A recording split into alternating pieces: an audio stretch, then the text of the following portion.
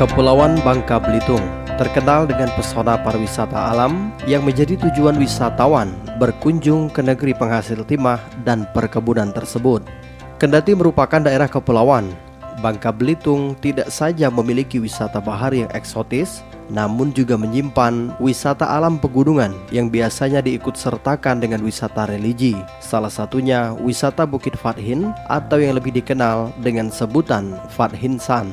Wisata alam Fathinsan yang terletak di Kelurahan Lubukli, Kecamatan Sungai Liat, Kabupaten Bangka, Provinsi Kepulauan Bangka Belitung, yang mulai dibuka secara umum pada tahun 2006 itu, menyuguhkan pemandangan alam perbukitan yang khas bagi setiap pengunjung yang datang ke lokasi itu.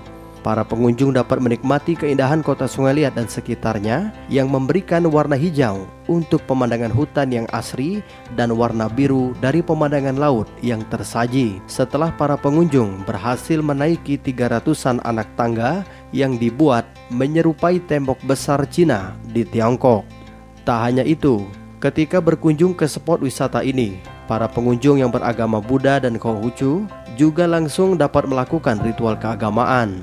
Karena wisata Mahayana itu juga menyediakan tempat ibadah untuk melakukan sembahyang, karena terdapat sejumlah patung dewa dan Buddha Mahayana di atas bukit tersebut.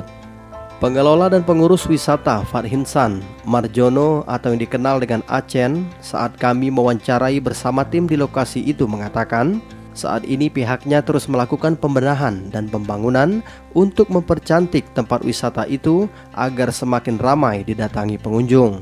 Menurut Acen, lokasi wisata yang keberadaannya dapat ditempuh dari Bandara Depati Amir Pangkal Pinang selama 50 menit atau sekitar 35 km tersebut saat ini memang sedikit sepi dibandingkan sebelum masa pandemi COVID-19.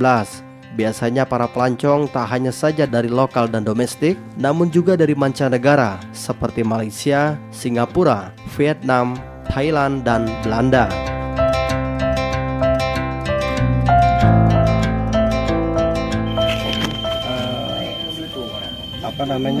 Saat ini bagaimana untuk tingkat pengunjung yang berkunjung ke tempat wisata gitu?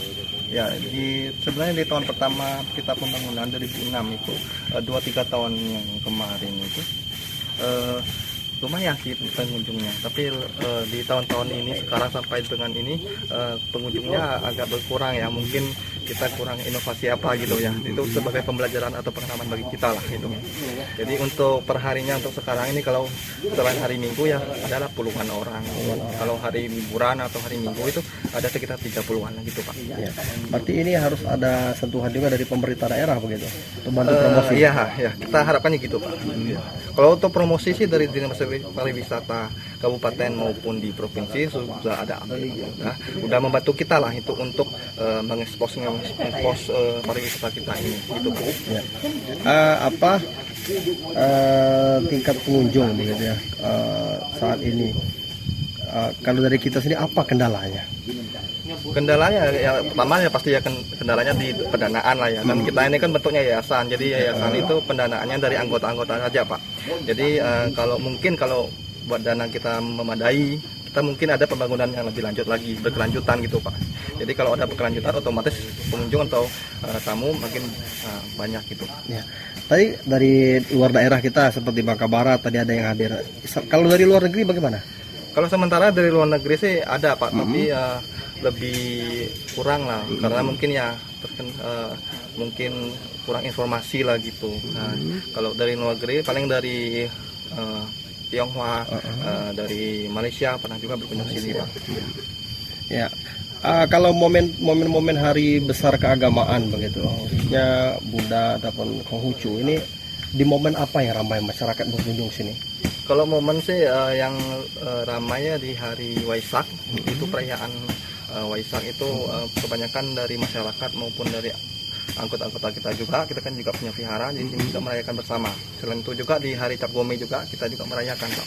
Jadi hari Cap Gome itu kita setiap tahun kita rayakan sini, jadi lumayan juga anggota-anggota kita untuk berkunjung sini Pak, maupun di Gada gitu Pak. Ini kan kita terus berupaya begitu ya untuk menggait para pelancong untuk hadir. Ini sudah melakukan perbaikan juga. Mungkin apa terobosan dalam waktu dekat yang kita lakukan? Ya ini kita kalau terobosan ini kita sementara ini untuk perbaikan-perbaikan Pak. Jadi kan misalnya pengecetan gitu, kalau yang rusak-rusak misalnya tangga-tangga rusak kita benerin dulu untuk sekarang. Jadi kita percantik lah gitu ibaratnya gitu Pak. Tapi kalau ada dana lebih kita pasti kita luaskan gitu. Oke. Terakhir mungkin apa harapan ke pemerintah untuk mendukung lah, mensupport apa tempat wisata kita?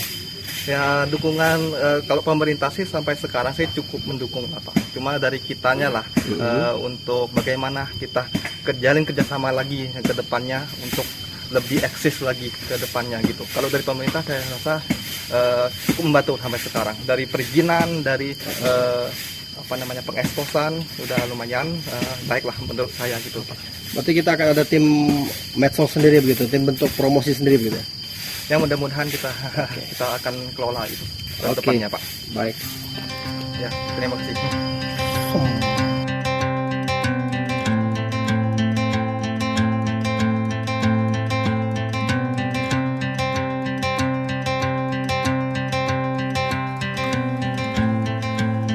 Dengan sepinya pengunjung saat ini menjadi pekerjaan rumah sekaligus memotivasi bagi pihaknya untuk melakukan terobosan dalam membangun tempat wisata itu agar kembali terkenal dan ramai seperti waktu sebelumnya. Sementara itu, pantauan saya dan tim di lapangan pada hari Sabtu kemarin, pengunjung yang datang ke lokasi ini didominasi oleh pengunjung lokal atau dari luar kota. Pengunjung asal Kecamatan Kelapa, Kabupaten Bangka Barat, Alwi mengatakan, ia bersama keluarga memilih untuk datang ke wisata tersebut karena dinilai memiliki keunikan tersendiri baginya. Selain dapat menikmati keindahan alam, wisata ini juga menyuguhkan pengalaman rohani sekaligus menjadi wisata edukasi bagi anak-anaknya.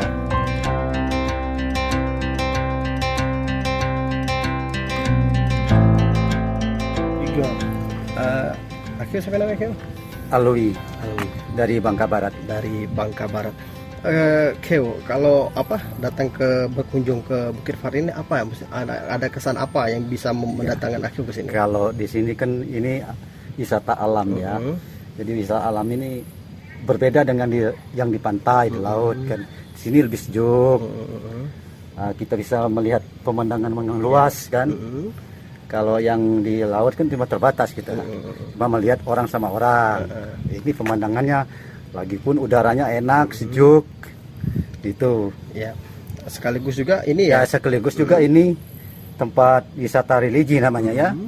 Jadi tempat wisatanya religi ini bagi umat Buddha, bagi umat Konghucu bisa sekalian ikut beribadah. Gitu. Akio dengan keluarga ke sini? Iya, sama keluarga untuk edukasi ke anak-anak juga lah. Ya. Berarti rutin juga ke sini, Akio? Sering juga, sering ya? Udah beberapa kali gitu, sekitar ada 6-7 kali lah. Berarti mungkin terakhir Keo, apa yang ingin disampaikan terkait wisata ini Keo? Yang ingin disampaikan? Ya sebaiknya ya kalau Pemda bisa bantu ya bantu gitu, gimana biar maju gitu wisata ini dikembangkan gitu.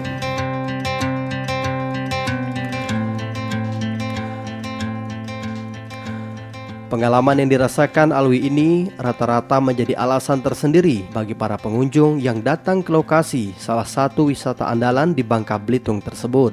Namun dalam mendatangi para pengunjung akan menjadi pekerjaan rumah pihak pengelola untuk menemukan formulasi dalam menghidupkan kembali potensi wisata andalan itu, termasuk dapat kembali melakukan koordinasi dan bersinergi dengan pemerintah daerah atau memperbaharui sistem pengenalan dan promosi agar wisata ini kembali menggeliat. Dari Sungai Liat, Provinsi Kepulauan Bangka Belitung, Raditya Pinandita melaporkan.